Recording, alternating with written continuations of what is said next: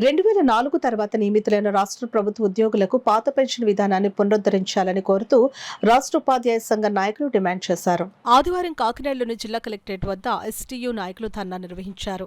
ఈ సందర్భంగా ఎస్టీయూ రాష్ట్ర అధ్యక్షులు ఎల్ సాయి శ్రీనివాస్, జిల్లా అధ్యక్షులు మోర్తా శ్రీనివాసులు మాట్లాడుతూ గతంలో టీడీపీ ప్రభుత్వం హయాంలో ఉద్యోగులకు ఫ్యామిలీ పెన్షన్, గ్రాడ్యుటీలు కల్పించి ఉద్యోగులను ఆదుకున్నారని, అదేవిధంగా ఉద్యోగులకు రిటైర్మెంట్ పెన్షన్ కల్పించాలని వారు ప్రభుత్వాన్ని కోరారు.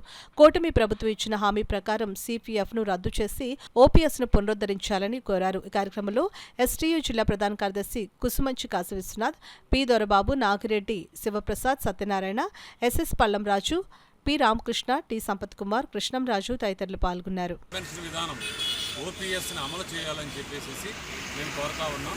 గత ప్రభుత్వం ఉపాధ్యాయ ఉద్యోగ వర్గాన్ని మోసం చేస్తూ ఓపీఎస్ విధానాన్ని అమలు చేస్తామని చెప్పి గద్దెనెక్కి మాకు అమలు చేయకపోగా గ్యారంటీ పెన్షన్ స్కీమ్ పేరుతో యూటర్న్ తీసుకుని వాళ్ళు చేసిన విధానాలకి మేము విసుగుపోయి ఆ ప్రభుత్వాన్ని గద్దెదించడం, ఈ ప్రభుత్వం కూడా మెరుగైన పెన్షన్ విధానాన్ని వస్తామని చెప్పి చెప్తా ఉన్నారు. ఇప్పటికే 3 నెలల కాలం అయింది. దీని మీద ఒక విధాన ప్రకటన ఈ ప్రభుత్వం కూడా చేయాల్సిన అవసరం ఎంతైనా ఉంది. ఏదేమైనా ఈ 2 దశాబ్దాల కాలంగా ఉద్యోగ ఉపాధ్యాయ వర్గాలు ఓపీఎస్ కోసం పోరాటం చేస్తూనే ఉన్నాయి. ఈరోజు రాష్ట్ర ప్రభుత్వం ఉన్నటువంటి కూటమిలో కూడా కేంద్ర ప్రభుత్వం ఈరోజు యూపీఎస్ అనేది అమలు చేయాలన్న ఆలోచనతో యునైటెడ్ పెన్షన్ స్కీమ్ తీసుకొస్తూ విధానాన్ని ప్రకటించింది. దాన్ని కూడా మేము ఆమోదించబోవట్లేదు.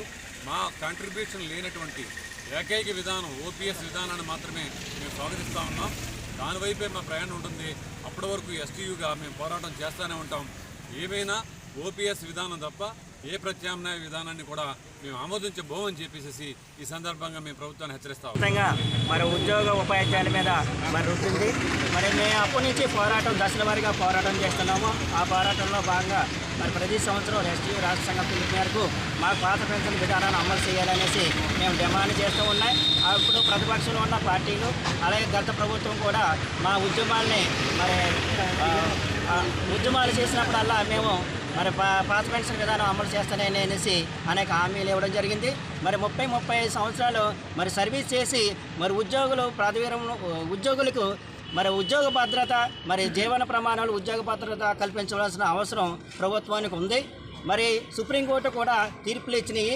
మరి ఉద్యోగుల యొక్క పెన్షన్ అనేది ఉద్యోగుల యొక్క హక్కు. మరి ఆ హక్కుని కాపాడాల్సిన బాధ్యత ప్రభుత్వంలో ఉంది అనేసి మరి చెప్తూ ఉన్నది. మరి మా పోరాటం మరి సిపిఎస్ కానీ అలాగే జీపీఎస్ కానీ యూపీఎస్ కాకుండా మా ప్రధాన డిమాండ్ పాత పెన్షన్ విధానాన్ని అమలు చేసే వరకు మా పోరాటం ఆగదనేసి ఈ సందర్భంగా తెలియజేసుకుంటూ ఈ ఉద్యమాన్ని కొనసాగిస్తామనేసి